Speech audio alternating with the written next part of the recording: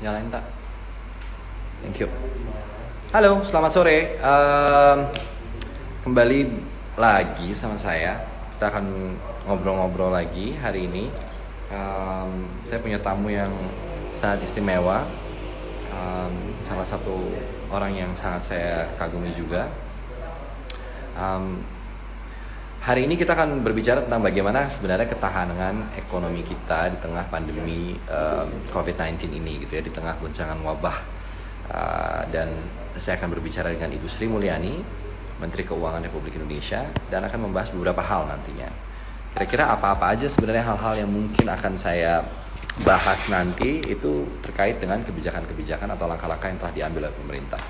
Jadi ada beberapa hal yang nantinya akan dibahas bersama-sama dengan Ibu Sri Mulyani. Sambil menunggu sambungan langsung dengan Ibu Sri Mulyani, saya akan berbicara sama kalian dulu, menyampaikan. Jadi kita akan berbicara tentu dengan yang cukup hangat diperbincangkan, yaitu tentang kartu prakerja yang cukup menuai banyak kontroversi nampaknya ya. Kemudian bagaimana persoalan tentang relaksasi pajak, kemudian tentang perpu, ya, tentang layanan-layanan perbankan dan lain-lain gitu. Terus kita akan berbicara juga tentang kebijakan-kebijakan yang terkait dengan JPS, ya, jaringan pengaman sosial. Jadi akan ada beberapa hal yang menurut saya mudah-mudahan kita bisa bahas secara rinci bersama Ibu Sri Mulyani nanti. Saya masih menunggu sambungan dengan Ibu Sri. Sekali lagi selamat sore untuk kalian semua. Semoga masih dalam keadaan sehat walafiat semua, bahagia. Dan untuk yang berpuasa, semoga masih terus tahan ya, kuat puasanya, kuat sampai nanti menjelang waktunya untuk berbuka. Ya, itu beberapa hal yang nanti akan saya bicarakan dengan Ibu Sri. Kita masih menunggu sambungan.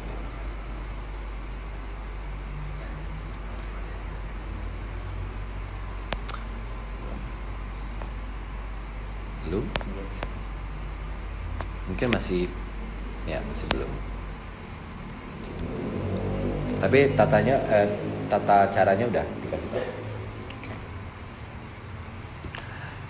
Seperti yang mungkin kalian juga udah sempat dengar ya semuanya, bahwa kita sama-sama mengetahui bahwa pemerintah mengucurkan dana yang cukup besar untuk menghadapi pandemi ini ya. Stimulus ekonomi menangani dampak penyebaran COVID-19 itu dananya tidak sedikit ya di Indonesia, melalui alokasi APBN sebesar 405,1 triliun dalam anggaran APBN yang digelontorkan untuk membantu berbagai macam sektor gitu ya, dan memberikan tentunya berbagai bantuan subsidi.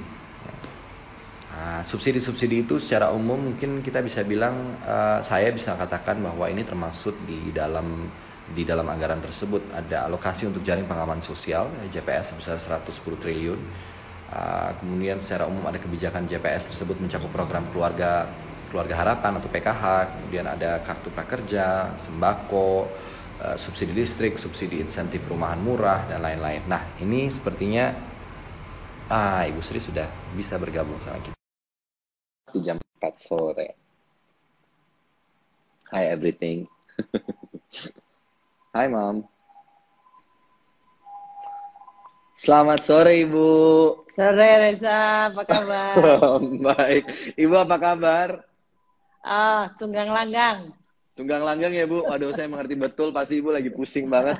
Terima kasih buat Ibu Sri, waktunya saya tahu saya cukup sering menanyakan kesediaan Ibu dan waktu Ibu ya. Cukup bawel Ya, kayaknya nanya waktunya Ibu. ya Moga-moga waktunya tidak terlalu mengganggu.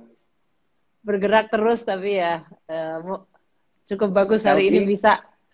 Alhamdulillah Bu, akhirnya. Alhamdulillah, alhamdulillah, Sehat? alhamdulillah. Oke Bu. Ya, moga-moga lahir batin. Mudah. Aduh, berat nih kayaknya nih. Kalau udah lahir batin begini berat nih kayaknya nih Bu.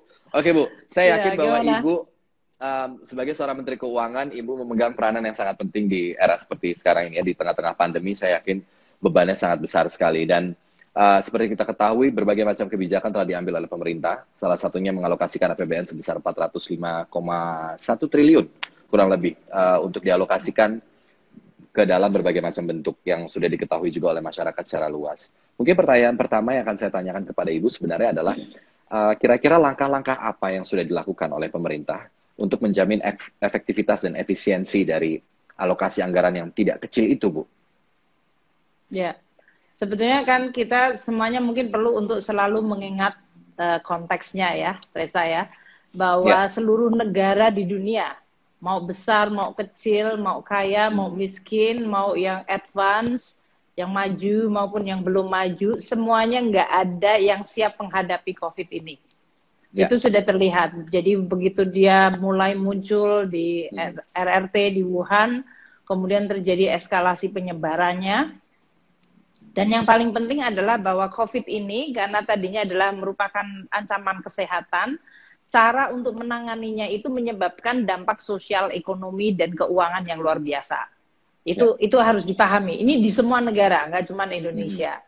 Dan tidak ada satupun negara yang sekarang ini tahu persis kapan akan berakhir.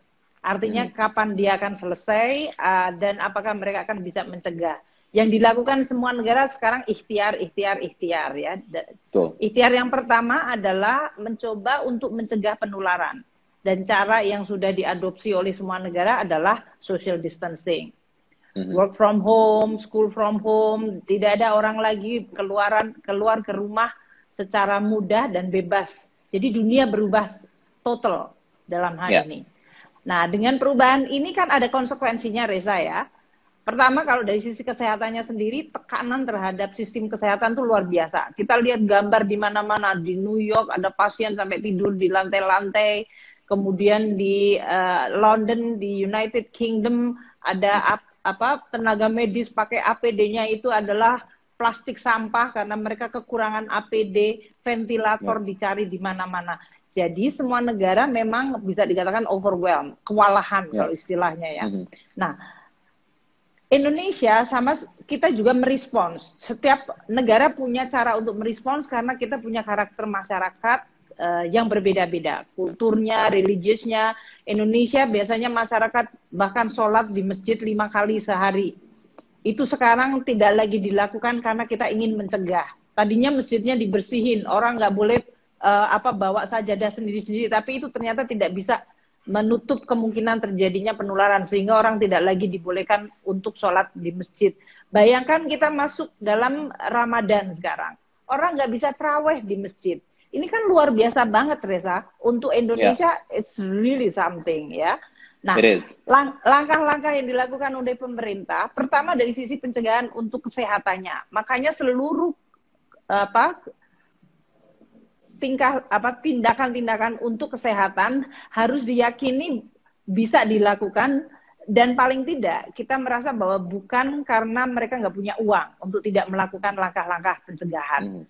Jadi makanya di dalam APBN, di dalam Perpu Presiden karena ini masalahnya menjadi genting, masyarakat tidak lagi bersosial interaksi, kemudian menimbulkan kematian dari kegiatan ekonomi, terutama di level akar rumput, di informal, usaha kecil menengah, dan kemudian menimbulkan dampak ekonomi, yaitu PHK, mungkin kemiskinan juga akan meningkat karena orang sekarang menjadi tertekan lagi, dan kemungkinan bisa mengancam ke sektor keuangan. Jadi pemerintah mengeluarkan Perpu, itu karena kegentingan yang memaksa. Situasinya berubah sangat cepat, ancaman sangat tinggi, mengancam jiwa manusia, mengancam sosial, mengancam ekonomi, mengancam keuangan. Keluarnya Perpu itu menjadi landasan hukum kita untuk bisa menangani kegentingan yang memaksa ini. Nah, tadi Reza menyebutkan 405 triliun. Itu pada dasarnya pemikirannya adalah pertama untuk bidang kesehatan prioritas. Makanya 75 triliun di situ. Orang banyak yang bertanya ini 75 triliun untuk apa saja? Kenapa kok masih ada APD yang kurang? Kenapa kok orang masih menganggap bahwa di sini tidak ada ventilator? Reza, hari ini kalaupun ada uang, barangnya nggak ada.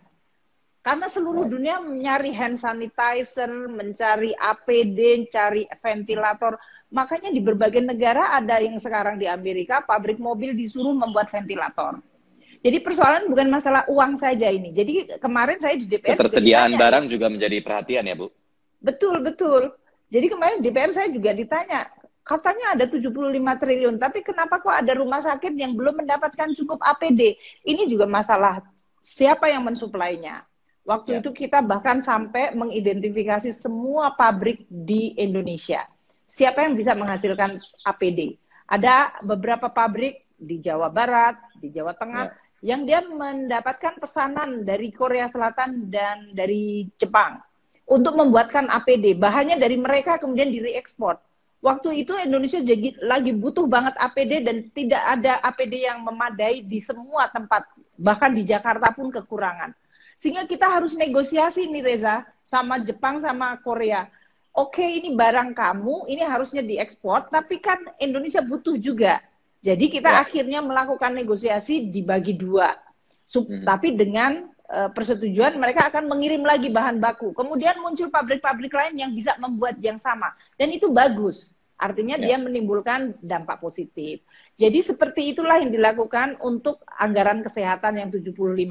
Untuk alat-alat kesehatan, untuk membayar tunjangan dokter-dokter, tenaga medis, termasuk suster dan seluruh tenaga medis di rumah sakit, tunjangan kematian untuk mereka, dan untuk perbaikan rumah sakit supaya mereka lebih siap.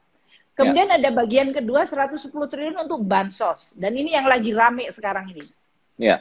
Karena tadi disebutkan COVID itu menyebabkan luar biasa dampaknya ke sosial dan ekonomi, terutama tadi di usaha kecil menengah, informal yang tadinya warteg buka, sekarang nggak ada pelanggannya, nggak boleh buka, social distancing, PSBB, pembatasan sosial berskala besar. Ini semuanya kan menyebabkan ekonomi di rakyat mati. Nah, jadi bansos itu diperlebar dan diberikan hampir sekarang itu mencapai 50 hingga 60% dari masyarakat Indonesia. Bentuknya tadi yang Reza sempat bacakan. Ada yang PKH. PKH itu memang sudah ada di kita. Dimulainya adalah sebagai bansos dari mulai zamannya Pak SBY dulu ada. Kita naikkan menjadi 10 juta orang penerima. Itu diberikan dengan condition kalau anaknya sekolah, kalau ibu-ibu hamil harus memeriksakan kehamilan dan yang lain-lain. Kemudian harga pembelian sembako, itu untuk 20 juta kelompok penerima. Kelompok itu bisa keluarga ya Reza ya. Jadi kalau 20 juta itu bisa dikalikan, katakanlah satu keluarga isinya 4, ya berarti 80 juta tercover itu. Itu untuk yang 20 juta kartu sembako. Sekarang kita tambahkan lagi untuk yang Jabodetabek, karena kemarin adanya, kita tidak boleh mereka work from home dan kemudian sekarang nggak boleh mudik.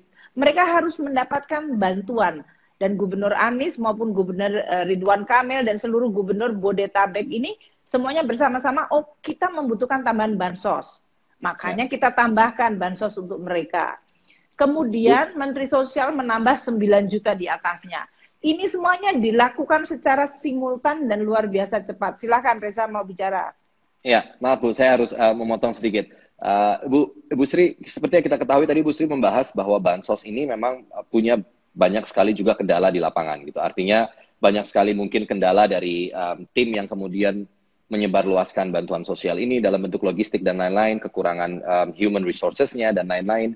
Itu bisa menjadi salah satu faktor. Karena Ibu juga sempat menyampaikan hal ini rasanya di salah satu laman berita. Tapi apa yang sebenarnya mungkin secara konkret Ibu mungkin bisa lebih menjawab soal pengawasan untuk tindakan yang kita sama-sama mengerti bahwa tindak korupsi pemanfaatan atas produk-produk yang dibantu juga sudah banyak terjadi di beberapa daerah. Ada tanggapan soal ini, Bu? Ya, kita semua tentu di dalam situasi yang sangat-sangat genting seperti ini ya, krisis. Kita berharapkan masyarakat semuanya memiliki kesepakatan. Ini faktor kemanusiaan menjadi yang utama. Namun kita tidak pungkiri selalu saja ada manusia yang mau mengambil keuntungan.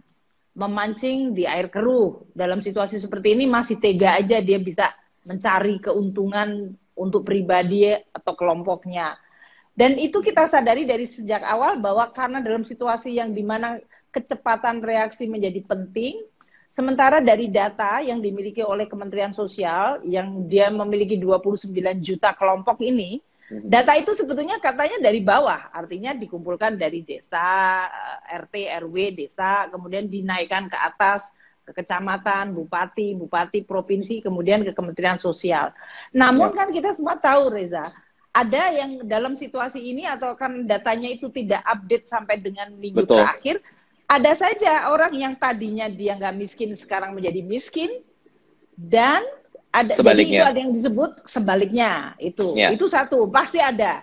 Kemudian yang kedua juga karena pemerintah sudah mengatakan oh bansosnya untuk jutaan orang, terus tiba-tiba tetangganya dapat, dia nggak dapat.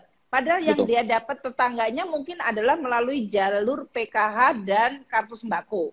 Kalau dia barangkali dia dapatnya adalah dari BLT atau dia dapatnya kalau di desa dia bisa saja dapatnya dari yang dana desa. Sehingga kok saya nggak dapat padahal saya sama-sama merasa sama miskin atau kurang. Sehingga kemudian muncul reaksi. Belum lagi kalau sama-sama PKH, yang kelurahan ini udah dapat, yang kelurahan ini belum dapat karena tadi kecepatan untuk melakukan deployment atau mobilisasi itu kan luar biasa, itu pasti akan menimbulkan reaksi, oh di tempat saya lurahnya kok belum membagi. Ini kemudian menimbulkan reaksi. Saya betul-betul dalam soal ini kan kita, pemerintah menyampaikan kita menggunakan dan memobilisasi apa saja resource yang dimiliki untuk secepatnya masuk ke sana. Nah, pasti tetap ada lag effect. Karena kita bicara tentang berapa coba, Reza? Tadi saya mengatakan kalau kelompok, kita bicara tentang hampir 29 juta. Iya kan? Kalau di jiwa manusia, itu bisa menjadi lebih dari 120 juta. So, the logistical is gonna be a challenge. Jadi ada Pak Gubernur Jawa Barat, katakanlah, mengatakan, minta kepada sidang kabinet, Bapak Presiden kalau bisa kita koordinasi deh, karena dari pemerintah sendiri kan programnya macam-macam, ada PKH, ada bansos, ada BLT, ada yang untuk sembako, ada yang untuk DKI Jakarta dan Jabodetabek, kemudian dari daerah sendiri punya juga, belum kita bicara tentang dana desa. Jadi ini ada 7 atau 8 program. Saya menghitung ada 8 program, Bu. 8 program kan. Nah ini yang kemudian Pak Gubernur bilang, Pak ini kalau yang satu udah muncul, yang satu belum, ini menimbulkan di lapangannya akan menjadi dinamika sosialnya luar biasa sulit. Jadi dalam hal ini ya memang kita akan terus memperbaiki. Presiden meminta sekarang Kapolri dengan seluruh jajaran polisi, TNI dengan seluruh jajaran TNI-nya untuk bisa membantu termasuk pemerintah daerah berkoordinasi dengan Kementerian Sosial dan lain-lain. Itu yang kita lakukan. Dan selalu ada trade-off, Reza. Kalau kita pengen partisipatif, pasti akan lama. Karena pasti organisasi, kemudian koordinasi, dan yang lain. Tapi kalau kita mau top-down, pasti juga akan dikritik. Karena itu dari bottom-up kan mereka aspirasi dan lingkungan di lapangannya mereka tahu. Jadi ini memang tantangan organisasi yang luar biasa. Nggak ada orang yang bisa mengatakan it's easy and it's gonna be smooth. Exactly. Alright, Bu, apa yang sebenarnya menyebabkan pilihan bantuan ini kan sebenarnya cukup banyak ya Bu, platformnya seperti yang tadi saya juga sempat sebutkan juga ada beberapa. Apakah justru dengan banyaknya jenis bantuan ini itu kemudian membuat sehingga tata laksananya juga menjadi tumpang tindih? Mungkin sudah ada, apakah akan ada evaluasi terkait hal ini atau bagaimana kira-kira Bu Sri? Kalau evaluasi terus dilakukan, Reza. Kan coba kamu lihat timeline-nya dulu deh ya. Kan waktu COVID terjadi kasus pertama itu pada bulan Maret, terus kemudian terjadi eksponensial, langkah-langkah itu kan kemudian dilakukan secara sangat cepat. Oh, pembatasan sosial, isolasi, dan segala macam.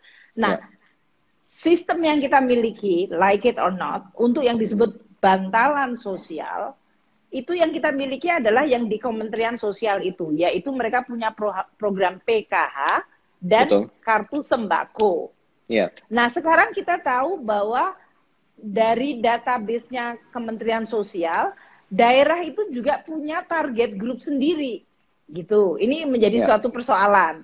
Dan bahkan kalau menggunakan yang kartu sembako dan PKH-nya dari Menteri Sosial, masih ada kelompok miskin yang mungkin tidak masuk, saya sebutkan inclusion dan exclusion error tadi. Nah, ini yang menyebabkan kita selalu berpikir bagaimana memperbaiki sistem jaminan sosial di Indonesia. Itu satu. Jadi ya, kalau dikatakan apakah itu dievaluasi dan akan diperbaiki, pasti iya. Namun sekarang kita kejar-kejaran dengan kemampuan untuk memberikan kepada masyarakat. Contohnya, kalau di Jakarta ini kan seperti Pak Gubernur Anies mengatakan, tukang ojek yang tiba-tiba dia sekarang kehilangan pekerjaan, atau warteg yang biasanya mereka melayani, mereka sekarang nggak bisa membuka layanannya dan berarti orang-orangnya. Nah, mereka itu masuk sektor ke yang disebut sektor informal biasanya, itu database-nya masih sangat shaky. Kalau bisa dikatakan sangat lemah di situ. Nah, ini yang sekarang ini waktu kita sekarang melakukan untuk bansos, sekarang kita juga meluncurkan yang untuk usaha kecil menengah, KUR dan yang lain-lain, ini diharapkan nanti sekaligus memperbaiki database-nya. Ya, saya akan masuk ke kebijakan yang terbaru tentang UMKM, Bu. Karena ini baru saja ya, rasanya baru tanggal 30 April ya dikeluarkan, Bu Sri. Betul ya?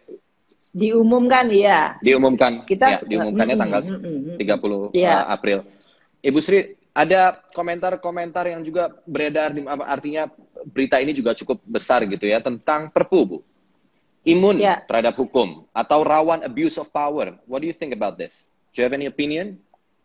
Ya, yang UMKM dulu ya, kita memang umumkan, terutama untuk membantu tadi kelompok yang pinjamannya kecil, katakanlah yang untuk sangat kecil, bahkan di bawah 50 juta atau 10 juta, itu kita memberikan subsidi bunga. Untuk 6 bulan, bunganya dibayarkan 6% itu untuk yang kelompok UMI, Mekar, Kado Pegadaian. Kemudian untuk koperasi, untuk UMKM yang ada di bawah pemerintah daerah dan lain-lain. Kita juga memberikan yang untuk KUR, yang pinjamannya bisa sampai 500 juta. Itu juga diberikan tadi subsidi bunga, yaitu 6% untuk 3 bulan, 3% lagi. Kemudian yang di atas itu sampai 10 miliar juga mendapatkan. Tujuannya adalah supaya masyarakat di level yang tadi tingkat UMKM ini, dia mendapatkan space, ruangan untuk napas karena kondisinya luar biasa menekan situasi ini. Nah, ini tantangannya nanti juga pada implementasi. Jadi kami dengan OJK sekarang harus melakukan banyak sekali komunikasi, sosialisasi, arahan kepada seluruh perbankan dan lembaga keuangan. Insya Allah ini akan diluncurkan dan akan dilaksanakan mulai Mei ini. Yang kedua tadi mengenai Perpu. Perpu disebut akan potensi abuse of power. Sebetulnya kalau disebutkan itu terkait dengan ada pasal 27. Di dalam Perpu itu yang menyebutkan bahwa para pejabat yang menjalankan kebijakan-kebijakan dan tugas sebagai pejabat negara untuk melaksanakan pelaksanaan Perpu itu, yaitu menangani COVID, menciptakan perlindungan sosial tadi, membantu ekonomi masyarakat, mereka kalau menjalankan tugasnya ya, itu tugas negara, ini bukan tugas ecek-ecek gitu ya, itu negara kan karena diatur undang-undang, dan dengan niat baik, maka mereka tidak bisa dituntut secara pidana. Nah, orang mengatakan enak bener itu, kalau begitu nanti kamu bisa dong korupsi. Sri Mulyani bisa dong kalau gitu Menteri Keuangan karena tidak akan dipidana. Loh kan itu sudah ditulis, dia menjalankan apa yang disebut tugas negara dan dengan niat baik, dengan tata kelola yang baik. Jadi itu rambu-rambunya itu sangat jelas. Itu kalau seandainya dia melanggar, dia tidak punya niat baik. Maksudnya tadi korupsi. Kalau dia mau ngambil keuntungan sendiri. Kalau dia kemudian kalau pengen korupsi kan berarti dia sembunyi-sembunyi nyari di tempat-tempat itu. Itu pasti bukan tata kelolanya nggak baik. Dia pasti tidak sesuai dengan undang-undang. Ya udah kalau memang dia melakukan itu ditangkap aja. Nggak ada yang mencegah dia untuk ditangkap kalau dia memang korupsi. Namun kalau orang-orang yang melaksanakan tugas ini dan dia sudah melakukan dengan niat baik sesuai dengan tugasnya, apakah tugasnya ada risikonya, Reza? Ada. Risikonya apa? Coba umpamanya begini, kita tujuannya mau membantu suatu usaha gitu. Kemudian ternyata usaha yang dibantu itu bukannya dia malah hidup, dia malah bangkrut. Jadi uang bantuannya itu hilang. Apakah itu dianggap merugikan negara? Kan enggak. Jadi selalu ada resiko, tapi resiko itu kan resiko kebijakan yang memang sudah dibahas. Tidak dianggap sebagai suatu resiko bahwa saya nilep duit untuk saya masukin ke dalam account saya pribadi. Betul. Nah itu satu. Yang kedua, pasal itu tuh sebetulnya udah ada di mana-mana, Reza. Aneh juga kalau sekarang dipermasalahkan. Upamanya ya, di Ibu dalam sempat menyampaikan ya, Bu? Iya, di dalam undang-undang PPKSK itu penanganan untuk potensi krisis keuangan. Itu pasal 27 itu persis mirip kayak gitu. Jadi undang-undang itu sudah disahkan oleh DPR. Jadi dan itu tahun 2014. Undang-undang mengenai tax amnesty juga sama. Undang-undang mengenai advokat. Advokat itu kalau dia menjalankan tugas negara juga dia tidak bisa dipidanakan. Jadi saya nggak tahu kenapa untuk yang ini kok dianggap, wah ini berarti dia kebal hukum dan dianggap akan dipakai untuk menyalahgunakan. Lalu kita sekarang melakukan dengan segala niat baik, dan saya juga minta masyarakat nih Reza, kalau masyarakat bisa ikut membantu, memonitor, ada penyalahgunaan, ya malah bagus, laporkan saja. Karena kita memang ingin transparan. Saya, terutama sebagai bendahara negara, saya selalu ingin transparansi, saya ingin semuanya itu terbuka, akuntabel, karena ini adalah uang negara juga. Betul. Uang rakyat. Bu Sri, ada Ibu menerbitkan ke salah satu kebijakan juga tentang global bond. Ini cukup banyak mengundang perhatian dari publik. Ada yang bertanya-tanya begini, Bu. Saya akan melihat beberapa pertanyaan yang menarik dan mencoba merangkum. Pertanyaannya adalah seputar, Ibu Sri kalau misalnya menerbitkan surat utang itu sebenarnya kemudian apakah negara berhutang, lalu kemudian akan menambah beban hutang, lalu kalau negara saat ini harus banyak melakukan stimulus, sampai kapan kira-kira kemampuan negara untuk bisa memberikan stimulus itu, Bu, di tengah kondisi seperti ini? Nah, ini pertanyaan bagus untuk kita lihat. Semua negara ini kan yang kena coronavirus nggak cuma Indonesia ya.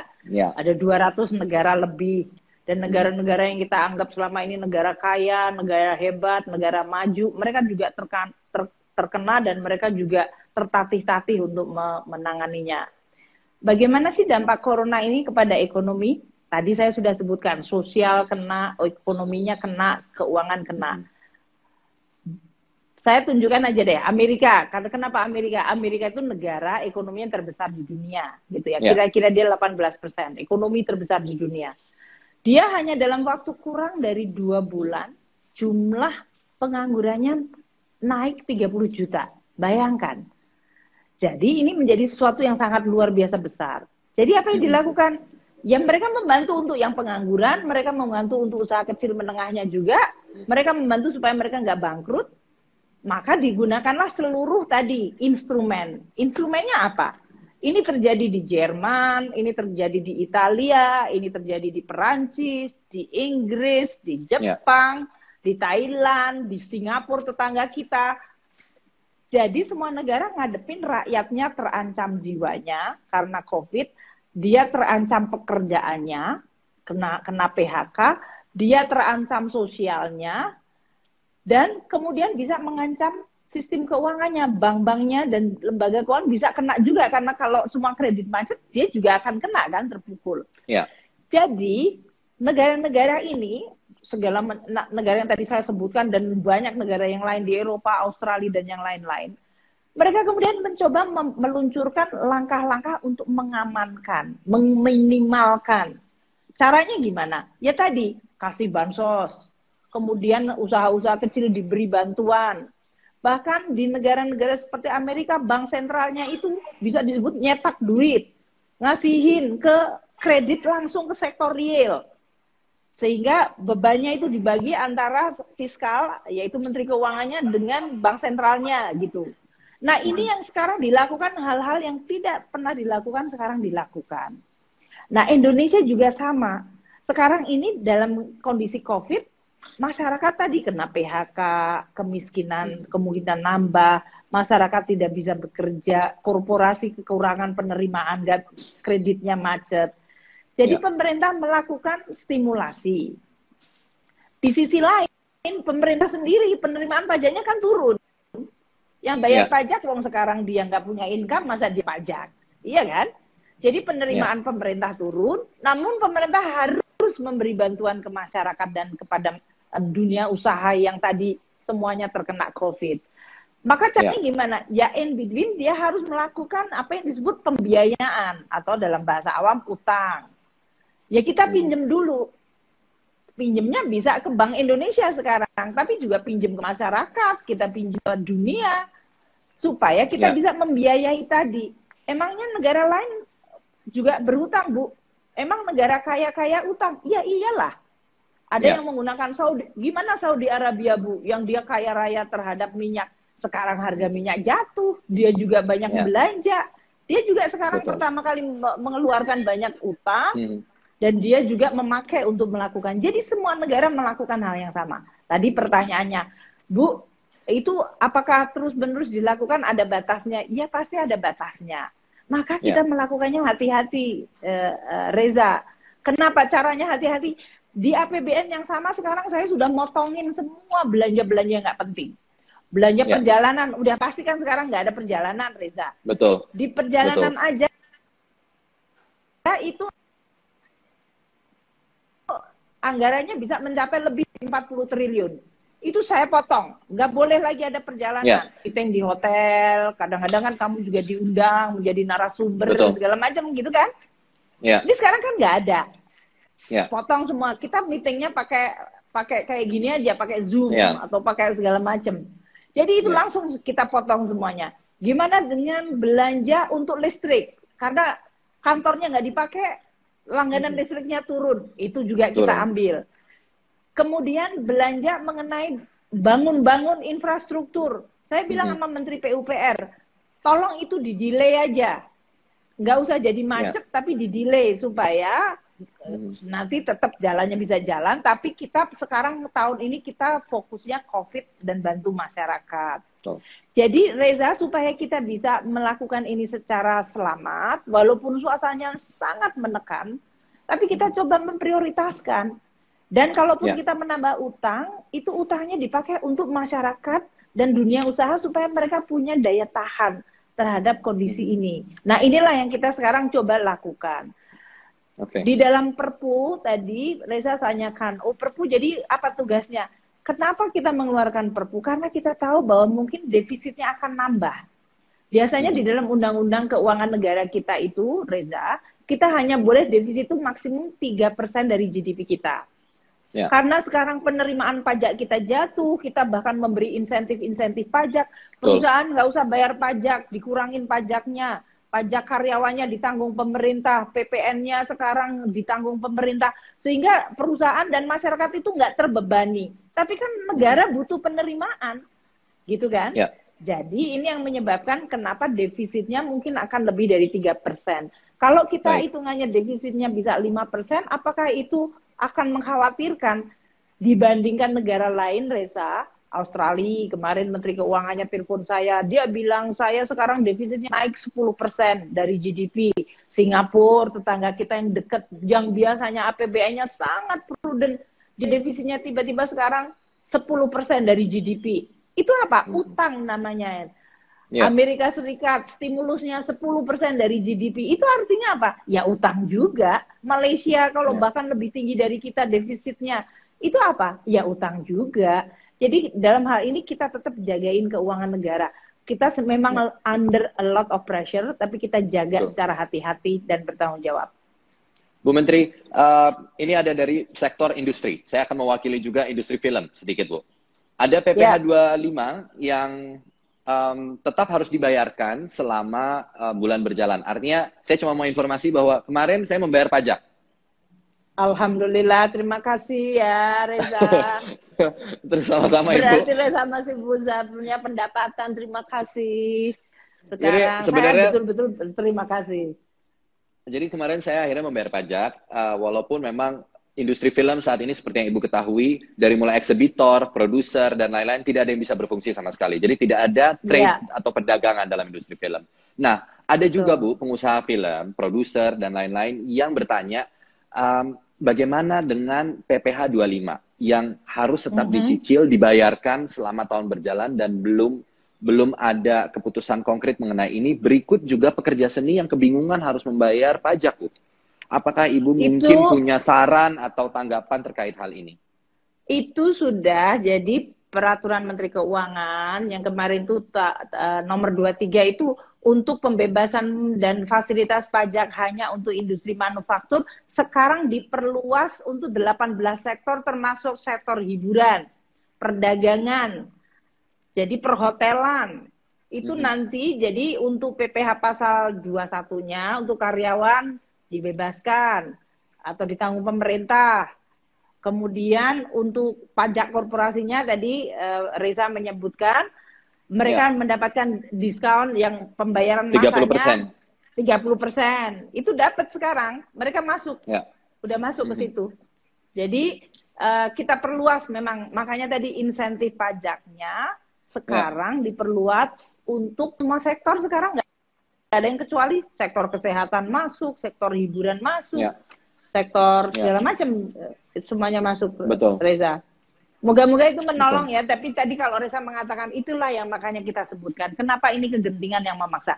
Coba bayangin orang nggak ada lagi yang pergi ke bioskop. Ya karena bioskop itu kita semuanya kan social interaction-nya tidak dibolehkan. Jadi kita dalam hal ini memang menghadapi situasi yang real gitu, it's a real challenge. Nah, bagaimana kita bisa bertahan? Tadi gotong royong perlu, tapi juga pemerintah akan melakukan policy-policy yang sifatnya tadi extraordinary. Jadi kita berharap ya kita akan bersama-sama berdoa ya, ikhtiar iya, dan kemudian upaya-upaya menggunakan semua instrumen kita lakukan. Ya, Bu Sri, ada mungkin prediksi dari Ibu Sri sendiri kalau seandainya wabah ini sudah mereda dan sudah berakhir gitu, berapa lama situasi ekonomi bisa kembali pulih, Bu? Mengingat juga dari kalau tadi menyinggung tentang global bond itu kan tenornya bermacam-macam, ada yang sampai dengan 50 tahun gitu, dan negara tentu harus terus berupaya bisa membayar utang-utangnya. Kira-kira bagaimana menurut Bu Sri? Pertama kalau mengenai masalah COVID-nya dulu. COVID-nya kan nggak ada yang tahu ini akan berhenti kapan. Tapi banyak model dibuat oleh para ahli gitu. Ahli-ahli penyakit yang menular pandemik membuat model kalau penularan, bahkan sekarang semua ahli aja bikin aja prediksi. Ada yang menyebutkan puncaknya kalau di Indonesia nanti akhir Mei, sehingga kalau namanya puncak ya berarti Juni menurun. Kalau menurun tidak berarti tidak ada, tapi menurun aja. Tapi seperti di Singapura tadinya dianggap sudah konten, tiba-tiba outbreak lagi. Di Wuhan yang katanya sudah konten sekarang outbreak lagi. Jadi kita nggak pernah tahu. Namun kita akan terus mencoba untuk mengelolanya. Pertama, kita lihat ekonomi kita di kuartal kedua ini pasti akan tertekan berat sekali. Terus kuartal ketiga mungkin juga masih akan. Karena tadi ketidakpastian berapa lama yang disebut masa puncak dan menurun itu. Nah, pemerintah akan tetap mengupayakan tentu bahwa skenario ini, kalaupun katakanlah semester 1 ini, terutama kuartal kedua ini, adalah puncaknya, kita berharap kita sudah mulai menciptakan langkah-langkah untuk pemulihan ekonomi. Makanya di dalam Perpu disebutkan pemulihan ekonomi itu akan berjalan terus sampai dengan 2021-2022. Kita nanti akan bicara dengan DPR. Katakanlah minggu depan saya akan menyampaikan ke DPR, ini loh pemikiran awal mengenai kebijakan fiskal untuk tahun depan. Itu tahun yang masih merupakan temanya pemulihan. Karena ini kan seperti orang terhantam shock yang sangat besar, kita untuk pulih lagi karena akan membutuhkan waktu. Ada yang bisa cepat banget, banyak orang tadinya memprediksi V, bentuknya V gitu. Begitu jatuh langsung naik lagi. Tapi sekarang juga ada yang bilang bentuknya U, jatuh terus merambat dulu baru naik. Kita mengusahakan yang terbaik, makanya cara-cara yang dilakukan sekarang adalah memberikan bantalan, supaya orang kalau jatuh ada bantalan kan dia nggak pecah semuanya. Nggak total hancur gitu loh, Reza. Jadi kita membuat bantalan-bantalan.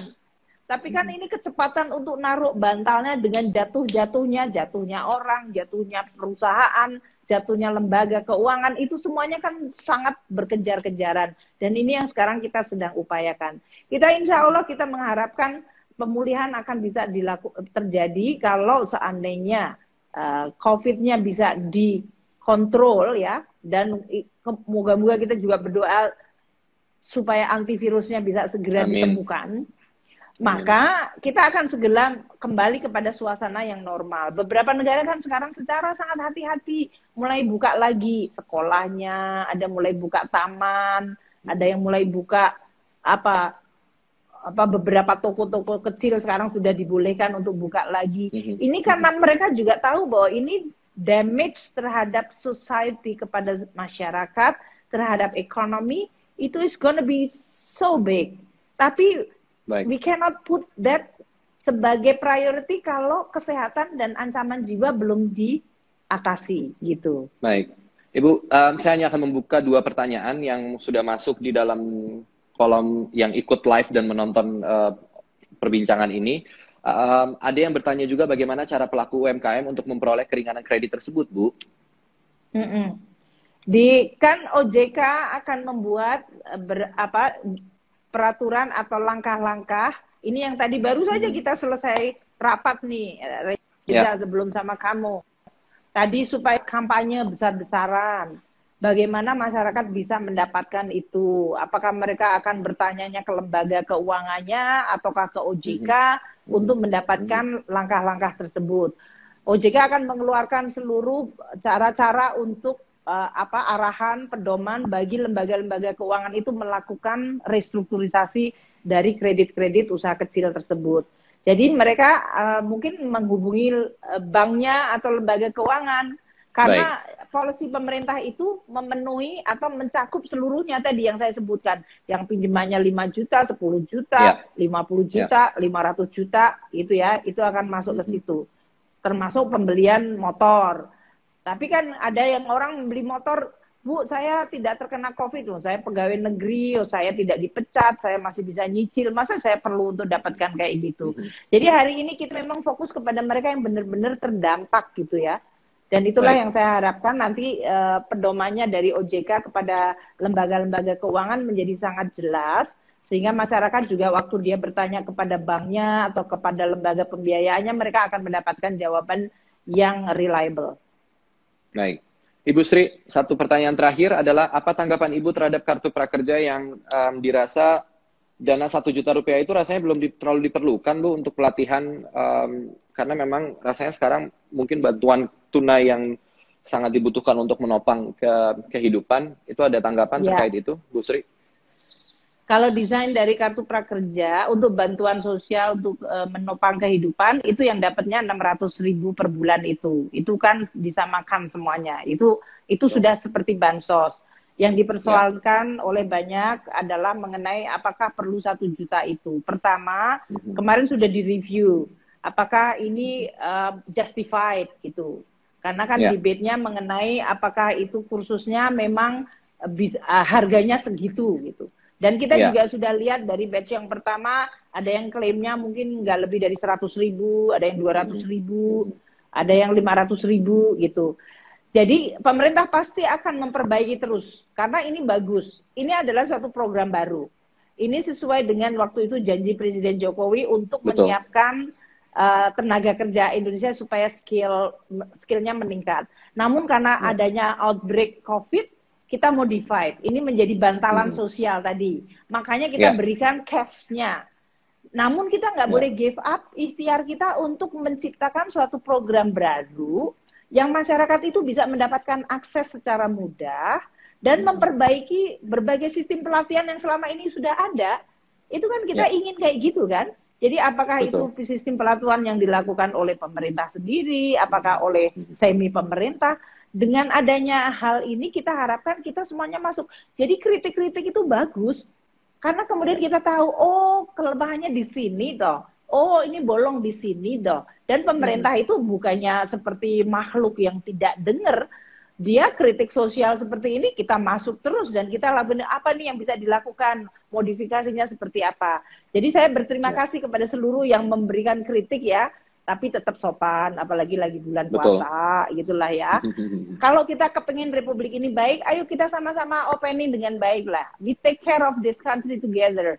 Di setiap role yang kita miliki, Anda lihat, kita perbaiki, gitu. Ya, jadi saya rasa saya masukan-masukan yang luar biasa dari seluruh elemen masyarakat. Ada yang sudah mencoba masuk, ada yang bilang nih aku udah bisa masuk nih, sama aja saya udah dapat nih, padahal saya harusnya nggak eligible. Nah itu kan bagus itu, masukan seperti itu kan membuat kita berarti sistem screeningnya kemarin kurang, kemarin pakai NIK segala macam. itu harusnya kita bisa perbaiki. So in short, saya akan katakan di dalam kita mencoba mengatasi COVID ini, karena kita berkejaran waktu, kita pasti ada kekurangan di semua hal. Namun itu tidak berarti pemerintah give up atau kemudian berhenti untuk tidak melakukan. Tapi kita akan terus perbaiki. Dan oleh karena itu transparansi, openness, dan feedback itu adalah bagian yang bagus. Itu yang disebut tata kelola yang baik. Karena nobody perfect, especially in this kind of situation. Exactly. Ya kan, Dan itu yang membuktikan juga keterlibatan masyarakat, bahwa masyarakat peduli, Bu. Betul ya? Yeah. It's very positive. It's very positive. Yeah. Jadi saya really appreciate. Dan tadi Reza kasih saya pertanyaan ini pun nanti buat saya, oh berarti persepsi masyarakat begini, jadi kita harus memperbaiki seperti itu. That's why kita kan policy maker dan kita adalah public official. Berarti we are accountable to the public. Kalau publik ada yang bilang begini dan itu legitimate, ada datanya, then we have to respond to that. Kalau yang satu cuman isinya cuman fitnah-fitnah atau hate-hate, ya itu barangkali nggak perlu lah. Tapi kalau yang genuine, dia memang benar-benar membawa sesuatu informasi, data, dan bagus, saya rasa that is really how you care your country, itulah melalui begitu kepedulian Anda kepada negara itu. Iya kan, Reza ya? Iya, saya setuju sekali, Bu. Ibu Sri, sekali lagi terima kasih untuk waktunya. Saya tahu Ibu masih banyak hal yang harus dikerjakan. Saya nggak mau menyita waktu Ibu lebih banyak lagi. Terima kasih sekali lagi. Mudah-mudahan kita bisa segera ketemu ya, Bu. Saya sudah lama nggak ketemu langsung sama Ibu. It's been a while. Reza, stay healthy dan keep the spirit up. And then kamu juga tetap ya, although work from home, tetap kreatif gitu. Karena that is your area. Kamu menjadi pekerja seni, pekerja artis, aktor. I think you really need to get all the inspiration. And I think this situation harusnya tetap inspire us to be productive. Hopefully. So stay healthy. Hopefully, Bu. Thank you so much, Ibu. Terima kasih waktunya. Ibu Sri Mulyani, terima kasih banyak. Sehat selalu, Ibu. Sama-sama. Terima kasih, Reza. Terima kasih. Yuk. Oke,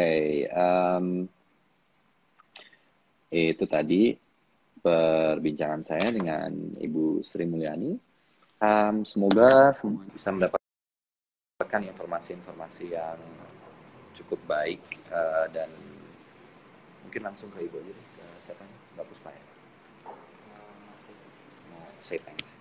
Oke, sekali lagi buat semuanya, terima kasih banyak sudah bergabung di live saya hari ini sama Ibu Sri Mulyani. Tentu seperti yang kita ketahui, banyak sekali kerja yang harus dilakukan pemerintah saat ini.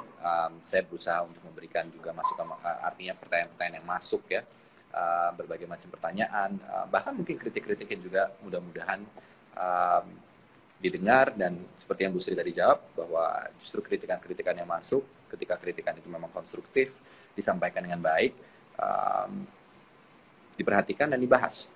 Jadi mudah-mudahan apa yang kita sama-sama khawatirkan ataupun concern dari masyarakat banyak terkait dengan kebijakan-kebijakan khususnya di bidang ekonomi, lewat dialog tadi mudah-mudahan sedikit banyak bisa menyegarkan wacana kita tentang atau pengetahuan kita tentang bagaimana keadaan atau ketahanan ekonomi kita di tengah goncangan wabah COVID ini.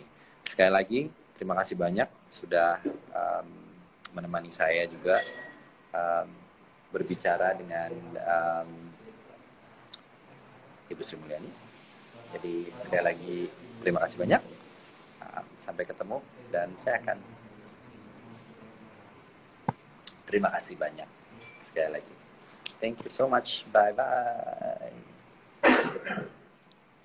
Masih di iya.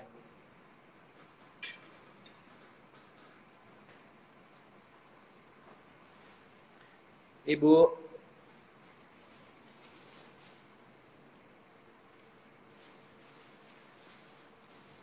terima kasih. Thank you so much, Ibu. Thank you, semoga bermanfaat dialognya tadi buat banyak yang nonton.